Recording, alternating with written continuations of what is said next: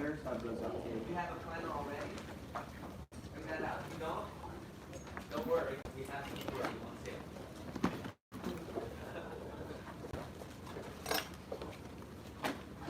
And humor me here. Ready? Physiologically, let's get you really engaged, right? So physiologically, we need blood flow. We need oxygen. So on three, we're going to inhale very strong through the nose, hold it, and exhale swiftly and hard through the mouth. And we're going to sit up when we do it. Ready? 1, 2, 3. Hold it. 1, 2, 3. Ollie, 1, 2, 3. Goofy Andrew. 1, 2, 3. Exhale slow. One snap. 1, 2, 3. Okay. Mr. Michael Bromowitz. You might know him as Mr. MC at our meeting. You might know him as Mr. Energy, Mr. Say Yes. But you know how I know Mike? I know Mike as a guy who's keeping acid life with Cutco and happy to be a district manager on the side. You know, Mike got married. I had the privilege and honor of being at his wedding. Watched him marry Lindsay. What a beautiful ceremony. And it was just so great to see his family there. So he's crushing marriage. Bought, how many houses? This is your 4th house you've purchased? Correct. 4th home. Bought his 4th home. Okay? But now as a married family unit. So that's pretty awesome. So he was telling me how great it is just to jump in the pool every day. And yeah, I'll stop there. Yeah. Really cool because they can jump into his pool every day. Doesn't matter. It's his pool. Right? We'll do the material, not so important, but you know, never cared about a nice car, but the company's paying for it. So it gets actually, he worked it because of his like financial acumen. Because the company pays for a certain part, he worked it and negotiated a lease. So now he's getting paid to drive the BMW. How much exactly are you getting paid for? $120 a month. He gets paid $120 a month to drive a 3 Series BMW. That's pretty funny. Okay. I asked him, I always be at the end of the summer, how's money? He goes, good. And I looked at it. Good. I'll let him, if he wants to explain that later. Got a dog, Tommy. And if you know Tommy, that's all I have to say. It's just Tommy. Tommy's the team mascot. I know Mike as the young entrepreneur who, you might know him through Cutco, but you're about to hear some of the great things that Mike does for the community through his passion. I'll say it again. He does great things for his community, and in my opinion, one day for the country, if he has anything to do with it, through his passion. His passion is serving and leading and teaching young people. Ironically enough, that's what we do here. But you may not know this, but Mike has multiple different ventures that he's very successful at, including PB&J for Tampa Bay. It's a nonprofit organization that feeds the hungry for peanut butter and jelly sandwiches. Mike, can you give us I don't know if this is part of your message, can you give us statistics on how much you've served so far? 66,000. 66,000 meals via peanut butter and jelly to the poor.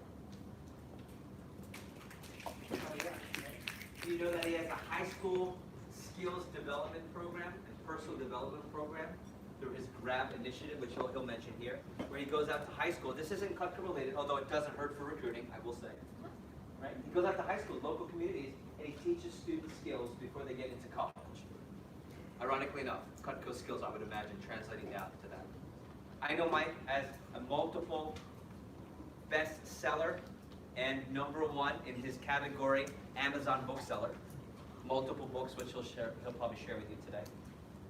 I know Mike as one of the most connected people I've ever seen in my life within their local community. So last year we were planning for the summer, his biggest summer ever. And he said, yeah, you just want to go somewhere to plan it. We're going to be really productive. I said, yeah, you pick the spot. You know, when I say something like that, when I say Duluth, we pick Aquacoach. That's cool for me. When I pick something with David, David just says, hey, let's go get time served. That's cool. What does this guy do?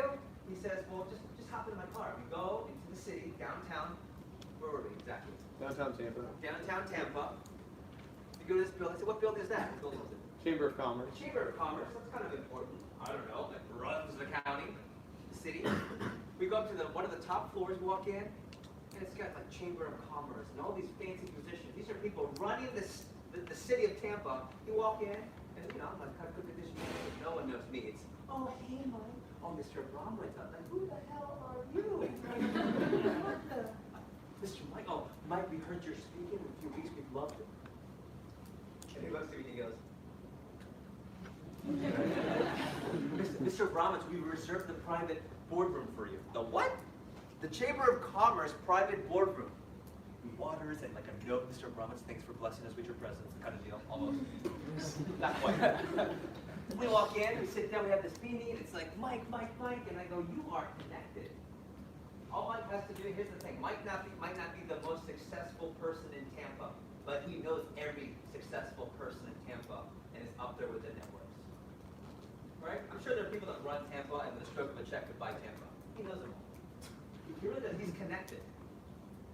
And on a personal note, it's been such an awesome honor watching Mike be part of our ambassadors of Teal Lake. When I think of someone who loves to teach, it's Micah Bromwich. And when I think of someone who teaches skills at a high level, it's Micah Bromwich. But specifically, when I think of someone, when you're a hot mess with managing your time, you got to talk to and listen to, it's Micah Bromwich, who on cue changed the slide at the right perfect time. Holy crap.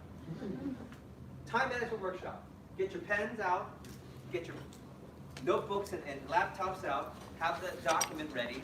Here to talk to you about Time Management 101, just a taste, ready? This is just a morsel and a taste of what you'll experience in Teal Lake. I give to you, as you know, a big round of applause, Mr. Mike Bromwich.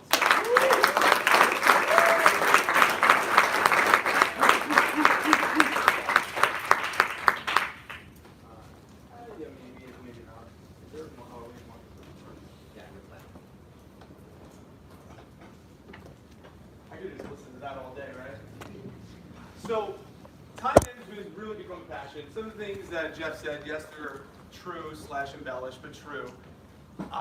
My passion for time management came when I was a college kid, though, and when I had to be good at time management because I had a lot of things going on. Many of us do, but I had my 5 engineering classes and my minor in leadership studies. I was going through TLA. I was an assistant manager. Plus, I had to sell around all of this, not by choice.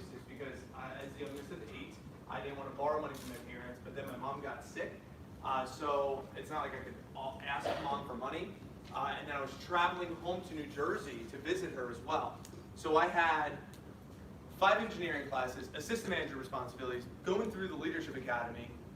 Also was the captain of my flag football team. We weren't very good. And also, I had a girlfriend at the time. And I had to work a job in Tampa to establish my in-state tuition.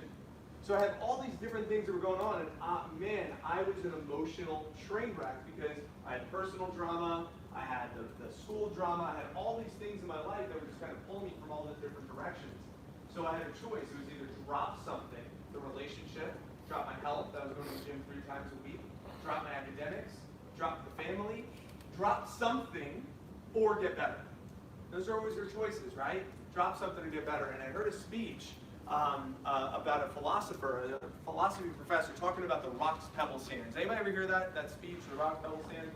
And for those of you that maybe haven't heard it, I'll give you the Cliff Notes version, but it's a professor of philosophy talking about there's a jar. And you have a jar, and the jar represents your life. And the jar represents your life, and everything that you could fit into that jar is everything that you fit into your life.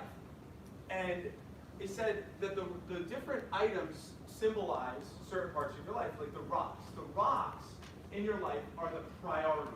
The items that, even if nothing else fit in that jar, but just the rocks fit in that jar, that's it. That you can still live a beautiful, great life as long as those rocks are in that jar. So you could probably put 4 or 5 rocks in the jar, it fills the jar up, and you could have a great life without anything else. It says that the pebbles are the small things in life that really make life meaningful. Those are like your possessions. The things that are really meaningful in life that are, without them, you'd still survive. Without them, you could be happy, but with them, you're just that much more happy.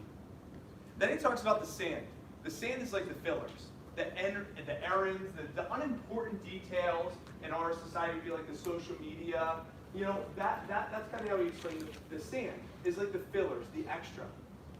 And he said, as long as you get those rocks to fill up that jar first and make those priorities, you'll have a great life. If you put the pebbles in following those rocks, you'll have even that much more of a beautiful life. And if the sand happens to fit in around the rocks and the pebbles, that's where you reach full fulfillment.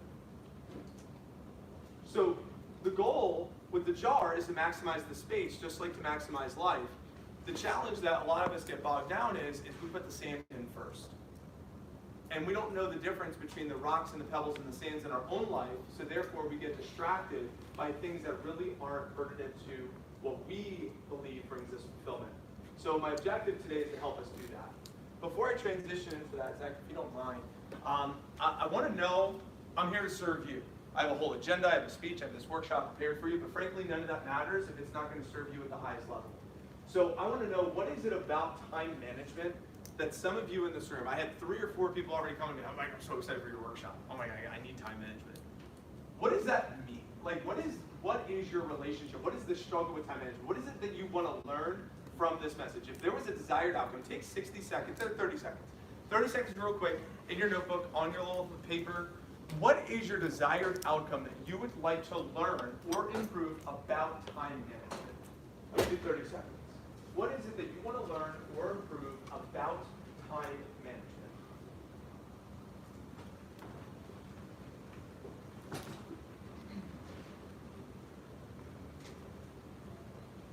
So, 15 seconds.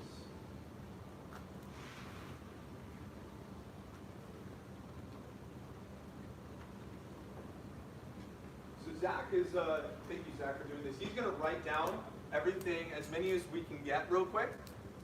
And then my goal during my workshop right now is to check off all of those, if not majority of them. And for any of those that we do not handle, then I'll make sure that I handle one-on-one or in small groups or at some point during this event. So who wrote down something? Cool? Shout it out. What we got? Implementing it daily. Implementation. So implementation. Cool. There's another hand over here. Over there. Being able to do, So needs and wants. balance everything properly. So balance effectively. Balance effectively. Over here. Prioritizing so you don't procrastinate. So prioritization and avoid procrastination. And avoid procrastination.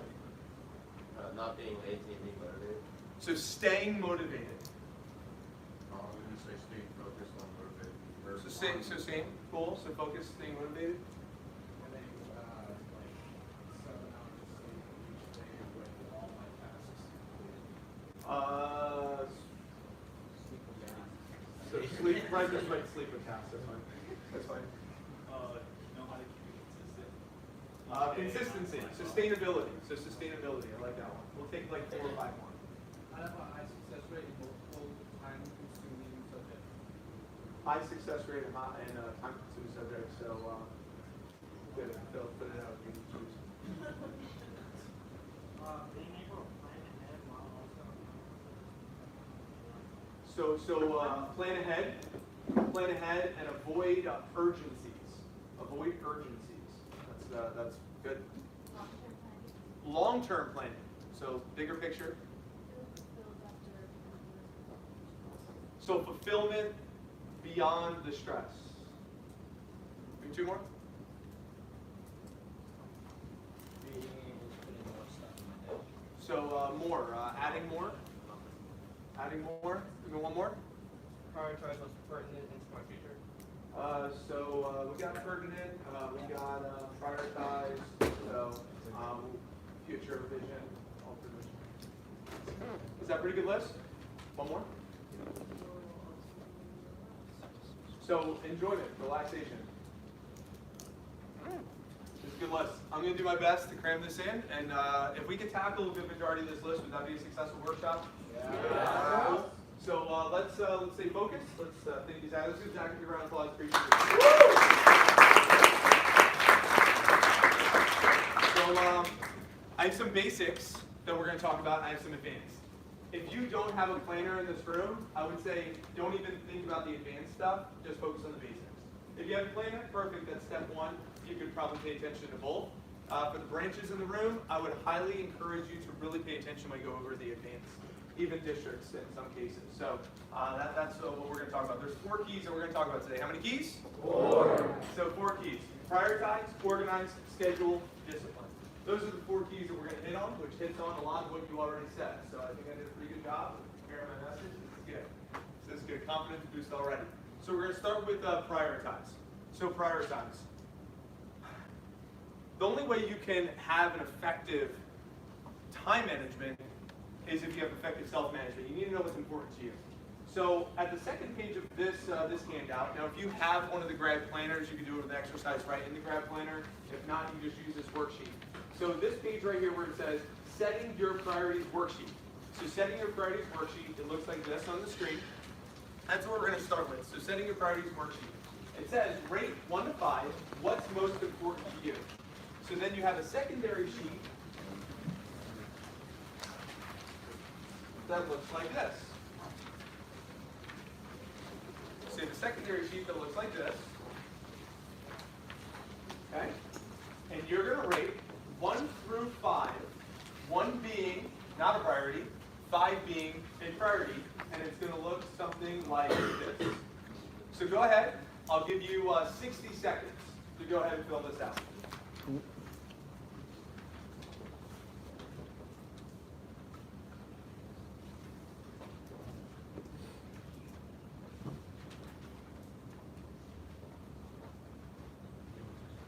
These are from me, but these are all the extras. Thank you. Absolutely. Oh, and there's a whole box of extras here too. Anybody else missing one?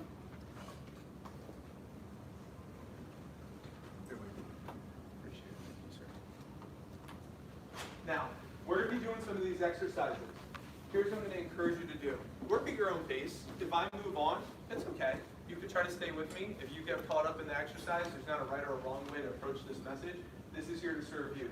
If your energy is drawing you to doing the actual work and start planning right now, by all means, start planning right now. If you're immersed into the talk and you just want to learn as much as possible and doing the planning later, by all means, I invite you to be immersed into the talk and do your planning later. But we're going to walk you through some prioritization exercises. So this is basics.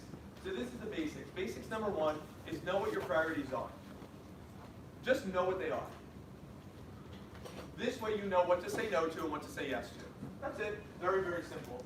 So if your priorities are high on family and you have a video game that you really want to play, well now all you have to do is just look at the list. If mom is coming in the room and saying, hey sweetie, how was your day? Now you know, don't give mom the finger, this one, and say, Mom, don't interrupt the video game! Because on your priorities list, video game is a 1 and family is a number 5. Does everyone see? So now you know, if it's a priority, you're going to pause the game and say, yes, Mom, you're obviously more important than the game. What's going on? What's on your mind? How can we talk? Let's talk. Actually, let me shut the TV off. Let's actually sit down at the kitchen table and talk about the day. If that's really a priority. So now you at least have an idea of what to say yes to and what to say no to. Now, prioritization advanced. So prioritization advanced. This is some advanced stuff. So what you do here is you answer the questions of why are these 5 extremely important to you. So you see that on this sheet right here. Why is it really important to you? There's this question. This would be a journal entry. You don't have to answer this right now. In fact, I encourage you not to answer this right now. But if you went through each one of the 5s, that you put a 5 down, why is it important to you? What is it about that that makes it important to you? And the more detailed that you can describe it, the more likely you'll be able to make the right decisions when you want to. So that's a little advanced. Step 3 of that, for the advanced in the room, would be list out how you can measure progress towards those 5, which is this question right here. In what ways can you measure progress towards those 5? This is advanced. So ways to measure progress. So for example, in this example, for the advanced in the room, family's a 5. Family's a 5 because spending quality of time with them and capturing moments together is what brings me value. I want to create memories, bond, and love my family with intentional time together. So the next time you feel like you might get distracted, you have it documented, you can remind yourself of why family is so important to you, which is a great reminder to help us manage our time and our emotions the right way. Advanced number 3 is, how can you measure that? So you think, what would be a good way to measure that I'm actually doing a good job with my family? Dinner twice weekly, lunch 3 times weekly, cook with my dad each week, and I'll take a nature walk with my sister twice per month. Something like that. And you quantify it, so you have a checklist to see if you're actually doing a good job towards the time and towards your priorities. And then, as far as making, how you can measure progress, we're going to talk about that when we actually do the planning in just a moment. But that would look something like this, where making it a priority and saying, so we're going to move through that. So before I go and move on to organize, let's debrief for just a moment on prioritization, because it seemed like that was a few of yours right here of prioritization. It looks like needs versus wants, priorities. I would say like stress management. That might kind of fall under there. Light bulbs, questions, or comments on prioritization, please. Would you say there's only like a limited? Loud and proud. Would you say there's only a limited amount of like extremely important? A limit number of extremely important. So that's up to you. You said 4 to 5. That's according to the philosopher. If you have more than 4 or 5 things that are very important, then you really don't have anything that's very important. According to the philosopher. Really big light bulb for you is what you like have prioritize matters when you're making decisions. Like if family's higher than like video games, why aren't you watching video games with your family? Because we get distracted. We get distracted. People will say, I need to relax. The reason why we can't relax is because we're constantly distracted. That's all it is. And we can't decipher. Our brain can't decipher the difference. And we just react. We're in reaction mode. This is programming your brain to not be in reaction mode, but to be in proactive mode. And really figuring out what you want ahead of time, so that way you can be conscious. That's all it is. We are like zombies walking through life, you know? Think about how often you check your phone and you're not even realizing you're on your phone. Anybody ever been guilty of scrolling through your phone and you lost track of time and you like didn't even realize how long you were on the phone? Say I, you know what I'm talking about. Right? You don't even know how long you were on your phone for. And you look at it, oh, that was 20 minutes. That was a power nap. Right? So we lose track. Give me 2 or 3 more. We'll go back over there. In your relationship, prioritize words. It's a good question. You want to have a happy relationship? Ready? Yours. Because you can't serve from an empty cup. Okay? So in order for me to show up for my wife, I wake up 2 hours before her on most days. So that way I can take care of me first. I do my deep breathing, I do my meditation, I do my workout, I do my cold shower, I do my journaling, my reading, I do all of me. I take care of me, so that way when I am able to sit down and actually be there for my wife, I can actually be there for my wife. But how often do we dump our own stuff onto that relationship, but we're trying to take care of them, but we're not taking care of ourselves first? It's always me before you, so that way I can serve you at the highest level. Cool, Eric? You can give something up before you get there. Yeah, good. Helpful so far? Yes? Cool. All right, let's transition into organize. So how do you organize this? So now we know what our priorities are. We have an idea of what our priorities are. How do you organize? So this is basics. So basics, there's 4 quadrants in your life. There's urgent, not urgent, important, and not important. The difference between urgent and not urgent. The difference on urgent, what is urgency? Urgency is time. Time sensitive. So urgency is time sensitive. Important is priorities. Does everyone see? We need to understand the difference between those two when it comes to time management. Urgent, time sensitive, important, priority. Which one did we just map out? We just mapped out what? Priorities. So out of these two, what is more important? What is more important, the urgency or the importance? Importance is the most important part of this, right? These 2 quadrants are going to be your most important ones. Now, here's my question for the overachievers and thinkers in the room. If these are your 2 most important quadrants, important and urgent and important and not urgent, which one is going to serve you at a higher level? Important but not urgent. Yeah, number 2. This is reaction mode. But when you get really good at 2, you have way less of 1. We're going to talk about that in just a moment. What is this urgent but not important? That is a phone call that comes in. I love what Jeff talked about the next level group and the A players this morning. What we talked about the A players is he was in a conversation with Mila and the phone was ringing and he said if it was urgent, I'd be calling them. Right? This is unimportant and urgent. This is like their urgency, not mine. These are your not urgent, not important. That's level 4. So this is basics. So this is basic time management 101. I'll be putting the slide up here in a moment again, but putting first things first. So what does this slide say? It says most of us waste time in 1 and 3. Most of us waste a lot of time in 1 and 3 being in reaction mode. 1 and 3 is reaction. Things that are coming at me. Things that are urgent. They're time pressing. I need to get them done. Instead of limiting time spent in 3 and 4, not important by spending more time in 2, which we're going to talk about in just a moment. If I spend more time in 2, you'll spend less time picking up the broken pieces in 1 and 3. 4 is distraction. The only time we go to 4 is when we disengage. We retreat. We retreat to 4 because it feels good momentarily, but it doesn't serve us. Happens all the time. Happens all the time. You guys ever do that? You're like, I have so much stuff to do. I'm gonna just take a nap. That's 4. That's the 4th quadrant because we emotionally shut down and we check out because what? Why? We lost sight of the priorities that we just did in step 1. Does everyone see? If you don't lose focus of the priorities in step 1, then you don't get distracted and go into reaction mode and go into shutdown mode. So time management is not managing the 168 hours. What is it? It's managing our self, managing our decision making. So the goal is to make quadrant 2 the most important quadrant that you spend as much time as possible in. Your health, your family, your rocks. You want your rocks to be 2.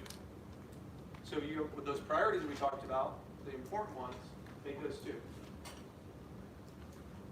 So this is some basic stuff. So I would just take a photo. Can someone just put a photo and put like in Gunner group or something like that? So that way you could save a little time. Someone on that? Tristan, you on it? Awesome. So that way you have this and then we can move forward.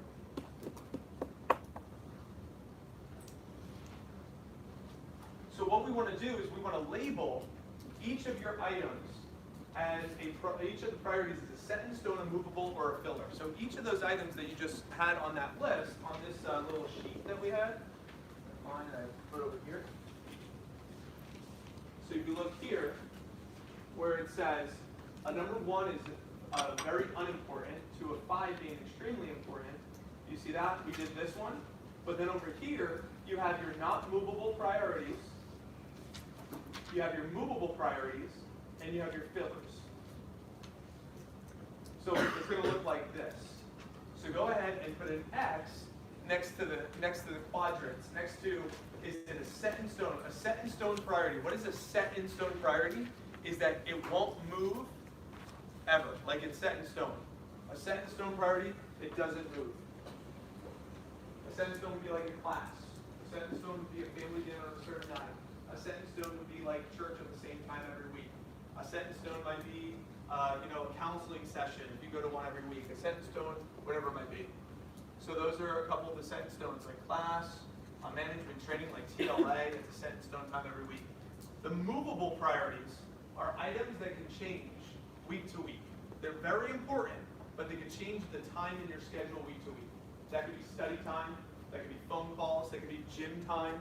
That could be non-set-in-stone dinner times or meals with the family.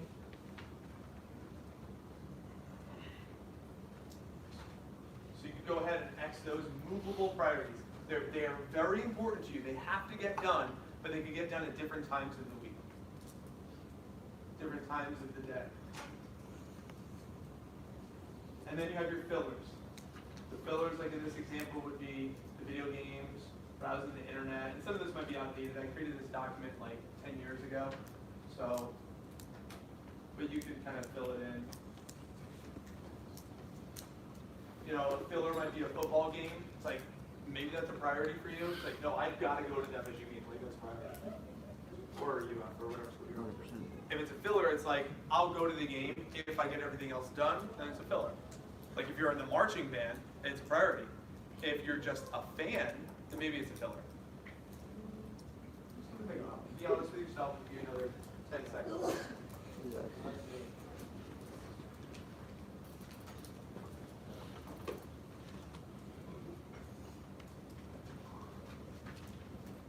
right. So let's kind of come up for air for just a moment. Just kind of recap what we just did. So what did we just do? took your priorities, we organized those priorities so we know what's the first things first, right? What is most important, what's important to you, so that way you don't get bogged down with some of the urgencies. Now what you want to do is you want to take those activities and you dump them into your schedule, which we're going to talk about in just a moment. But you organize them, put all activities into your monthly calendar and your weekly schedule. This is the part where most of you are like the branches and assistant managers in the room. That's usually where you start. What do? You sit down with your schedule, you start marking stuff off. This is usually the starting point for many of us. So it's cool. So it's cool. If you did the few extra steps we just talked about, maybe you might get a little bit extra clarity, maybe you won't, but that's just kind of give you an idea. This right here, make a list of goals for the month and analyze how you're pacing towards them. This is an extra step on how to get organized. So let's say I set a goal for the month. Say I set a health goal. You want to lose 10 pounds. I want to be able to run a mile in a blank period of time. That's a health goal. Maybe it's a GPA goal. I want to get a certain GPA in my classes this month. Maybe it's a relationship goal. I want to have this many meals or this many interactions with my loved ones this many times this month, whatever it might be. You set some benchmarks, you set some goals for the month. And what you do is you take those benchmarks and you put them in your monthly calendar in the beginning of the month. So that you know what is your outcome, what are you trying to get accomplished that month? What am I working towards? So that way you can be proactive. So if we had to do an example here, if we said, we'll do health, it's an easy one. Say I want to go to the gym 3 times a week, so I want to go to the gym 12 times this month. So what do? You put 12 times this month. Why? I want to go to the gym 12 times this month because I want to increase my energy, I want to lose 10 pounds, whatever those reasons are. Cool. So that way when you do your weekly planning, you are reminded of what your goals are for the month when you set up your schedule. Cool. So those are some of the basics. Basics of time management, of organization. Or transition in advance, because some of you guys, I feel like I lost you during the basic stuff, so I'm kind of concerned I might not do the advanced part of this section here. Let me get some questions and comments from you at this point. Where are we at? Where are we at from an organization standpoint? Talk to me. Give me what's on your mind, Grant? Loud and proud, loud and proud. So I'm not really particular with me specifically with putting an emphasis on the things that are important to you and not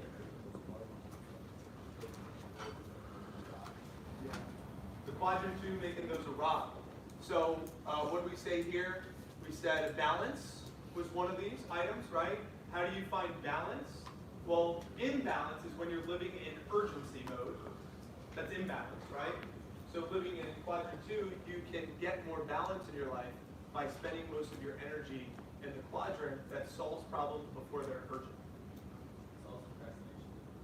If you resolve procrastination, you don't give yourself a chance to procrastinate because you're too busy getting stuff done that are actually important to you. So we talked about priorities, we talked about balance.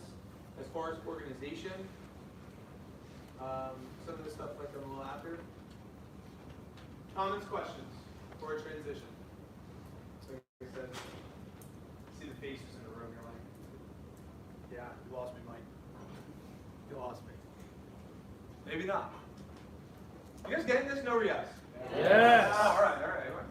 Maybe faces or smile. Just put a smile. If you could just put a smile on your face, that would be great. It'd be great for all of us. Take a deep breath in. And exhale with a smile.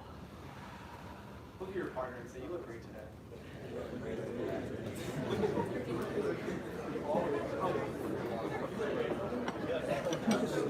Does that feel good? It feels good to say it.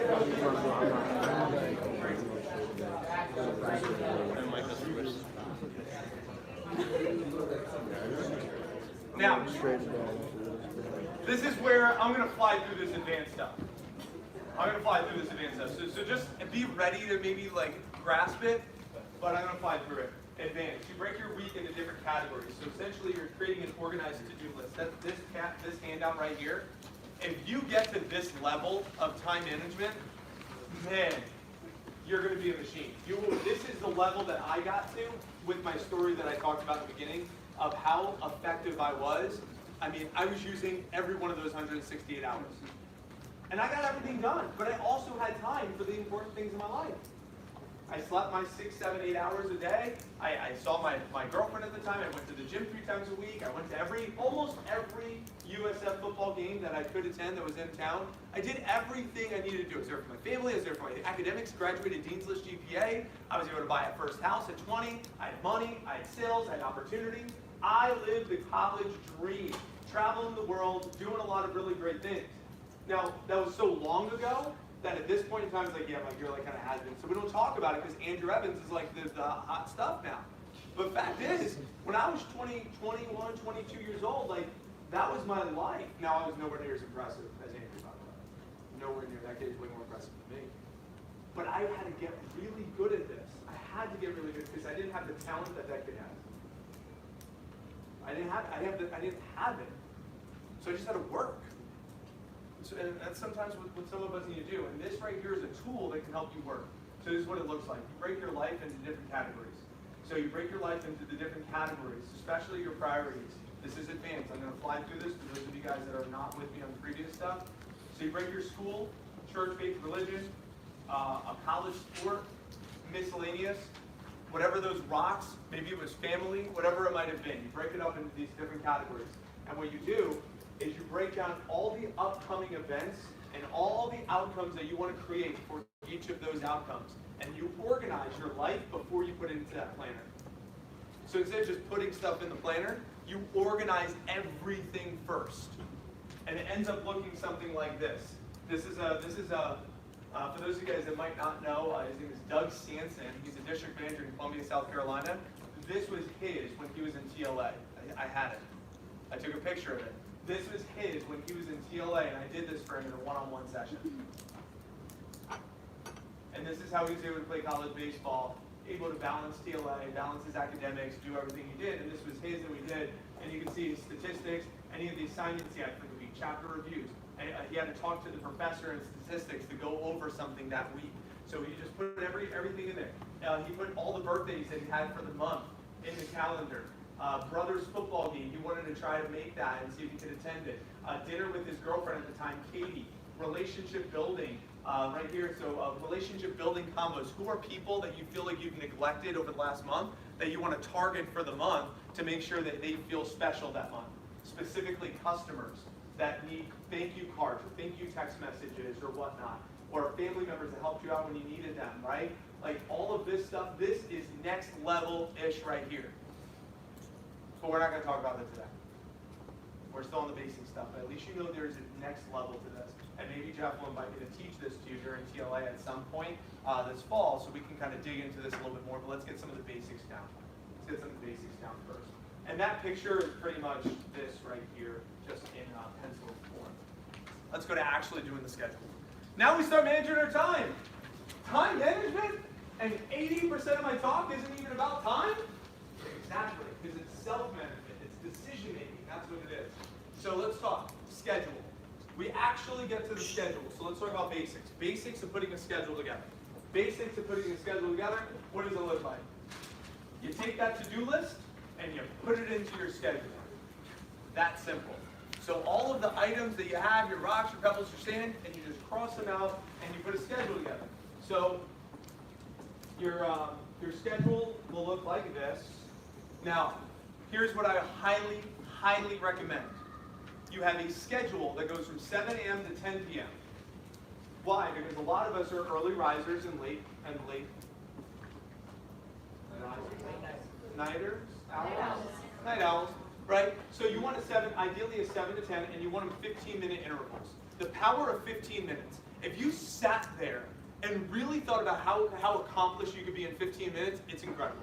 No distractions, put the phone away. A workout, a 15-minute workout. Try a 7-minute workout. Go to YouTube, 7-minute workout. Stephen DeFalo and I did this at the office during SC2 Push. His energy was low. I put on a 7-minute workout. Both of us were sweating and out of breath in 7 minutes. The power of 15 minutes is absolutely incredible. And we underestimate that, but planners do it in like a 30-minute interval. Sometimes an hour interval, you can't plan effectively. You gotta have a 15-minute interval for sure, 100%. Be very diligent if you want to schedule all those activities. So you put all of those in the schedule. It's very, very easy. So let's talk about some of the rocks you put in the schedule first. The rocks, you put your class, your church. practice if you're an athlete, study groups, phone time, team meetings, TLA preps. You just dump all of those into the schedule first. So you dump them all in the schedule, you cross off what times you're doing what. Very similar to day one of training. Your rocks are this category that we just figured out, those are your rocks. So essentially you start there, put those in the schedule first. Step 2, what do you think step 2 is? You take your what? You take your pebbles. Then you take your pebbles. What are your pebbles? That's studying time, demo time, working out, study time. It's that important, I put it on there twice. Friends and family time, dinners out, lunches, because dinner doesn't necessarily have to be at the same time every time. It could change. It's movable, but it's important. That's a movable priority. Those are that, and that's what the fillers look like. So those are your pebbles, rather. Those are your pebbles. You take those and you dump those into the schedule. Then, sometimes the fillers, you don't even need to put them in the schedule. They just happen organically when the other stuff gets done. That's this stuff, social media, Netflix, video games, stuff like that. That's reaction mode. That's the stuff that doesn't really serve your higher purpose, serve those priorities. That's the filler, that's the sand. That goes in after. And how often we do those fillers before we do the rocks and the pebbles, it just happens quite often, unfortunately, but that's because we're human. But now you're aware of it, and now you can actually do something about it. Someone asked me, Mike, how do you read? Like, not like how do I read? Like, how are you able to devour books? I like devour books sometimes. Right now, I'm in the middle of reading like 5 or 6 different books.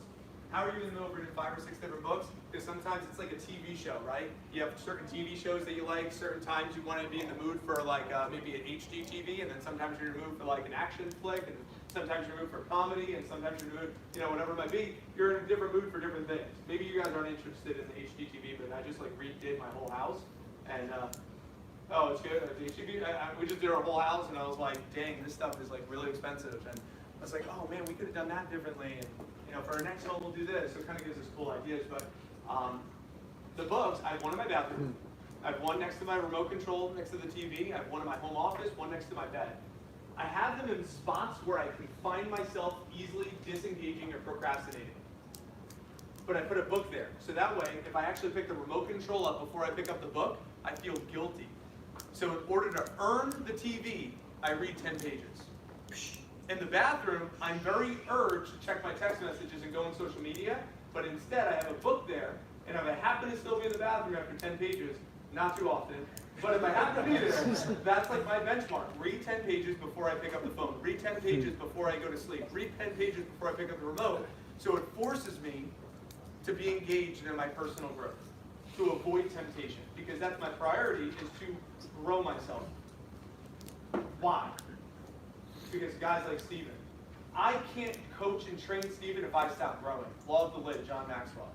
People like Delilah, if I stop growing, that girl is going to inherently stop growing because her leader has stopped growth. That's why I choose growth. How many of you have a little sibling or a cousin that's following you, right? The moment you stop growing is the moment they stop growing. There is a responsibility there for sure. Or maybe it's a responsibility to your parents because they work their ass off to get you to where you are. Maybe it's a discipline or responsibility that you need. So avoid those fillers, avoid the procrastination. Have fun. I'm not saying don't have fun, but I'm saying have fun once the work is done. That's the work hard, play hard. I worked very hard, but I was able to play very hard too. That's the goal. The goal is, ready? Here's the goal for guys in the room. Girls, you might shame me for this, but guys in the room, you might appreciate it.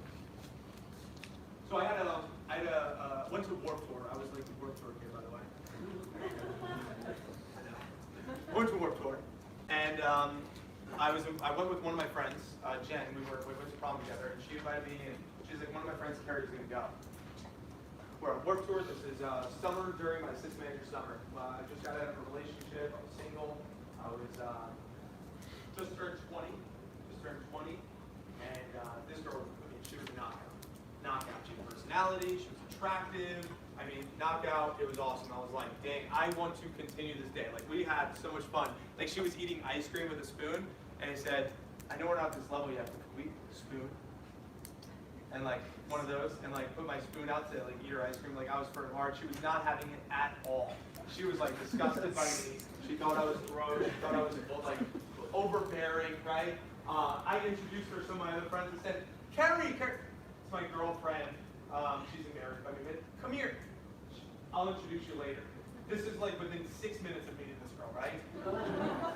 I did not have game. I still don't have game. I don't know how I landed Lindsay, but here's what ended up happening. So, fast forward, I go back to school and I started. This is when Facebook was really like just starting. You had to have a college, like an email address to have a Facebook account, and it was only for select colleges, not every university. So I had one for USF and she had one for Quinnipiac. So we get home and I find her on Facebook. School, she has it, right? So I find her on Facebook and I was messaging her, good morning and good evening, almost every day. Good morning and good evening, almost every day.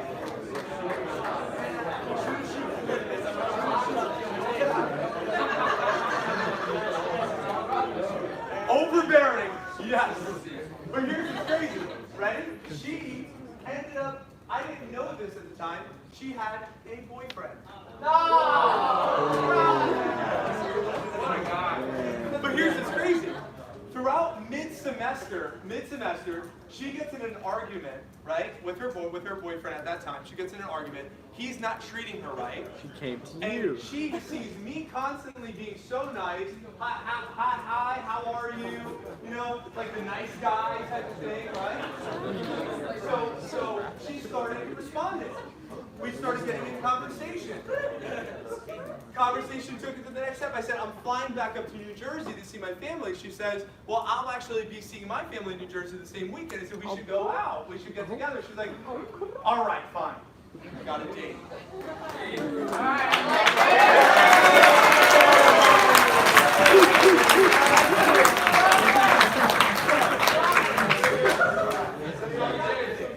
So now, it was probably the worst date you could probably have. Like,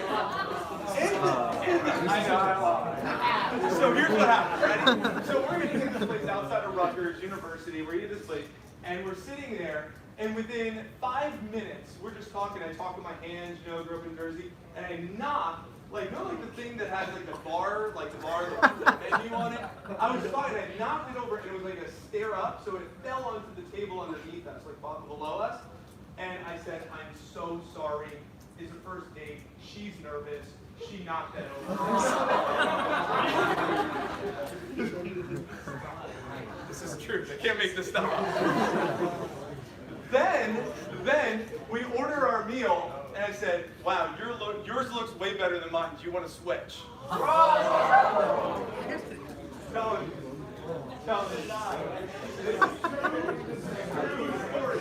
She didn't finish all of her food, so what do you think I did? I ate the rest of her food.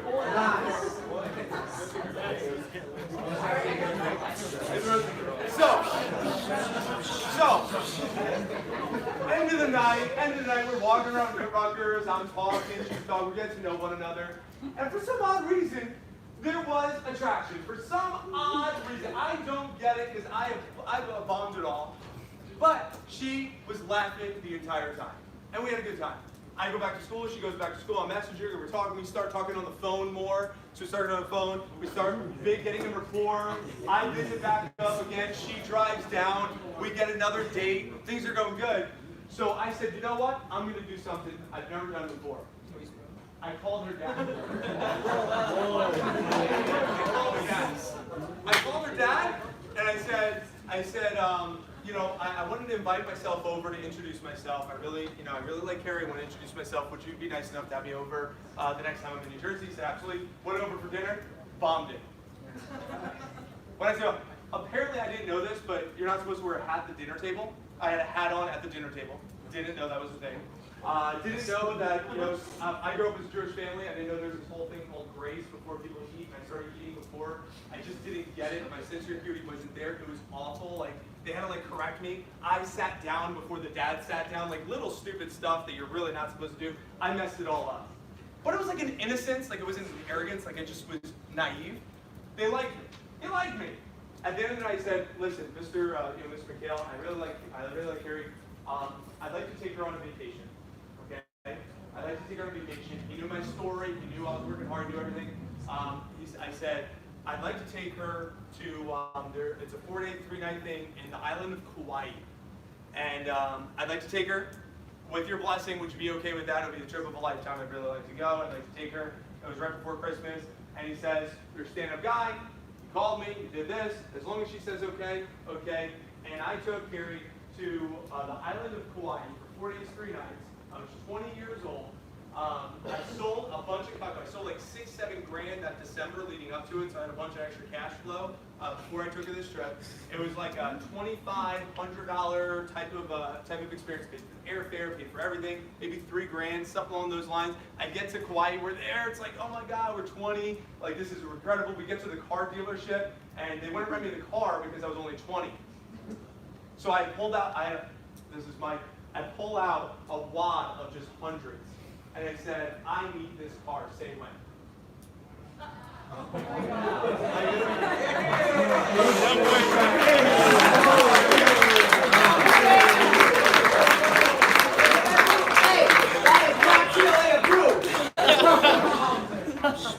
But I was flashy, show, you know, like, but that's what I was trying to do. That's what I was projecting in the commercial for this relationship. The point I'm making here, and we had a great time, we had fun, we ended up dating for 7 years. And it was really, really great relationship during my early 20s, and it was fantastic. The point I'm making is, that was a lot of fun. How you define fun and how I define fun might be a little different. I worked my ass off so that way I could afford the flights back home, take this girl out on the dates, take her to a tropical location. That's fun for me. What's fun for me isn't sleeping in till 2 in the afternoon, isn't playing video games until 4 in the morning, isn't like procrastinating on things in my life. That's not fun for me. I want to do the big things that are fun, not the small things that are like temporary fun, if you will. You got that? So take care of your responsibilities. Live in quadrant 2 and take care of those rocks and pebbles. You avoid those temptations. You avoid those temptations. So before I wrap up this workshop, these are your 3 steps of planning and putting your schedules together. Rocks, pebbles, sand. And you do this for 1 hour per week. 1 hour. That's why we call it a power hour. You dump it into your schedule. Your power hour might be a little different. This power hour is a planning session. You sit down with your schedule and you dump it into this schedule and you put it in there and you make sure that everything's in the schedule, and you're going to mess up. You're going to put this beautiful schedule together and you're going to have urgencies come up. But then you learn from it and you do another power hour saying, what did I want to get done this week that I didn't get done? How can I make it better this next week? And it's a constant improving process. A constant improving process. It's not, I suck, I'm a disappointment. It's, I'm going to get better this next week. And you make incremental adjustments to your life. Incremental adjustments to your decision making. You don't beat yourself up, you just get better. The advanced part of scheduling, again, I'm going to breeze through this part, but this is where you take the monthly. You look at that monthly. Let's go back to the basics real quick before we should. Light bulbs, takeaways on that, outside of my story. Or maybe with the story. Light bulbs on the basic, putting the schedule together. Organize first and then put it in plan. Organize first and then put it in the plan. We saw something over here. You're gonna mess up, but it's okay because it's work in progress. It's just a journey. Yeah, you're gonna mess up, but you gotta make progress. You're gonna make progress.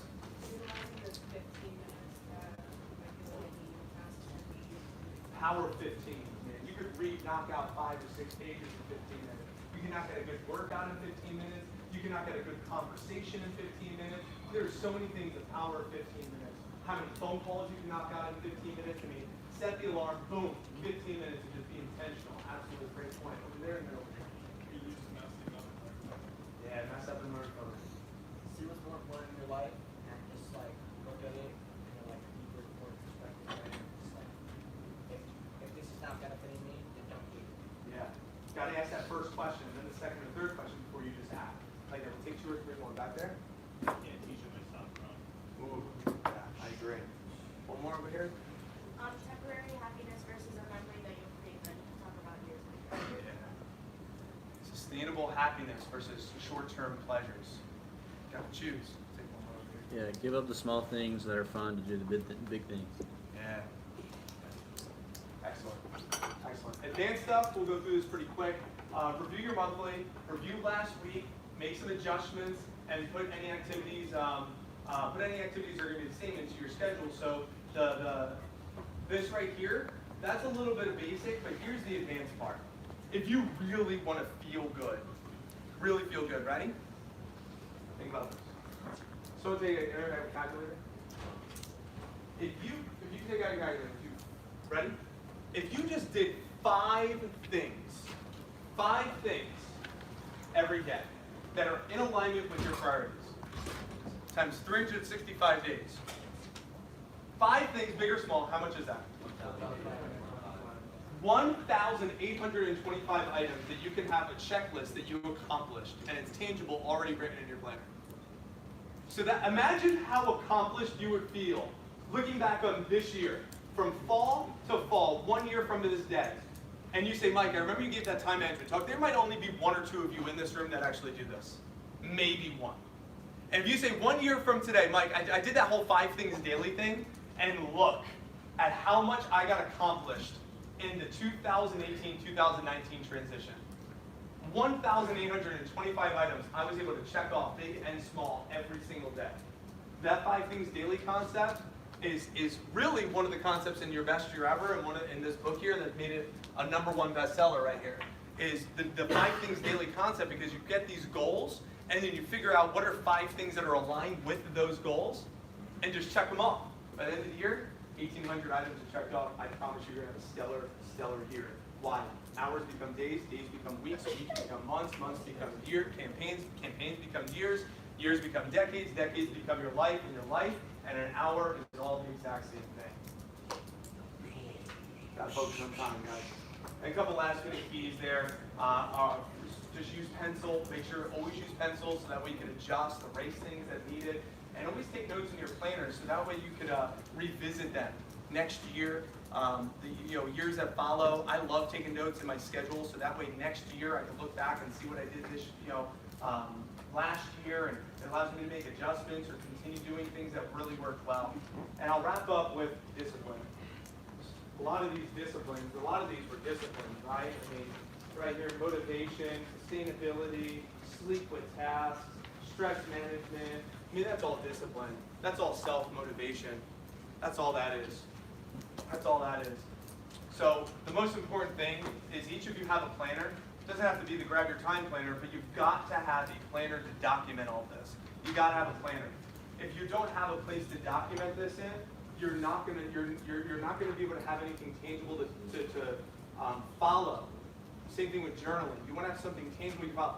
I'm all about the calendars. They send you alarms. That's cool, like the calendars on the phone and computers. But by physically writing it in, erasing it, changing it, you have to have a print schedule. It is absolutely critical, and it is so imperative to implement anything that I just talked about today. You must have a planner. So that way you could, like right here in the notes column for the week, what are your wins or losses, right? Also in the monthly part, a lot of the calendars, they'll have in the monthly section, right here in the notes section, what were some of the goals and the checkpoints and milestones you hit for the month, right? You want to take notes right inside that planner in the monthly and weekly parts 100%. When you're doing your power hour planning, this might be worthy of taking a picture of. It's just doing it. You just need to sit down for 1 hour with yourself and do it. What does it look like? You look at the month ahead. What are the things that are coming up? Birthdays, events, special occasions. Now, technology is fantastic because you can procrastinate to the last minute and still get a really killer birthday gift. Like my sister's birthday is next Wednesday, and I'm leaving from here to go see her for her birthday, and I'm like, oh shoot, I didn't get a gift. Amazon Prime, shoot. Boom, got it. Ordered it on Monday, got it on Wednesday, brought it with me. I have her gift. I'm going to hand deliver her gift for her birthday next week. So technology is fantastic. So you don't really need to be too detailed with that, but man, you want to button up. Look at a month ahead. Syllabus, project, papers, any of that stuff that's coming up, you want to look at it. This is how you prioritize your week. This is how you prioritize a week. The weeks, this is how you prioritize your days. If you want to have discipline, this is what I just shared with you. This is your discipline. maybe worthy of taking a photo. This is what it looks like. Make a list of the activities, pick 5, read them in the morning, check them off throughout the day. Every check mark feels that much better. And you repeat the next day. Here's what I'll share with you. Ready? My goal is to check those 5 items off before 9 a.m. every day. That's the goal. How relaxed do I feel every day when I win my day before most of my peers wake up? That's next level. Can you make your 5 priorities done before most of your friends wake up? That's where you're really going to reach fulfillment. So I encourage you to think about the 5 days. As far as the planner goes, I know Mr. Gamboa said I do have planners. I do. This is just a plug. I love the Passion Planner. I used the Passion Planner for a very long time. But that was the inspiration for me to create a grab planner so I could use it to schools. It is used to schools. All the literature that I have up here is used in schools. I had a partnership with Amazon, but I didn't send them to Amazon yet because I have them here. But the Fulfillment by Amazon, it includes like all the workshop. It also includes a video of explaining how to do all the workshops in case any of this went over your head. Amazon has it for 27 plus tax. It's a flat $20 today if you wanted one. I'll take Cash App, card, cash, or Venmo. Here's what I will do for you today. If you wanted to invest in a planner, I'll give you a $15 gift for free. Great, it's really easy. Just pop on that couch, watch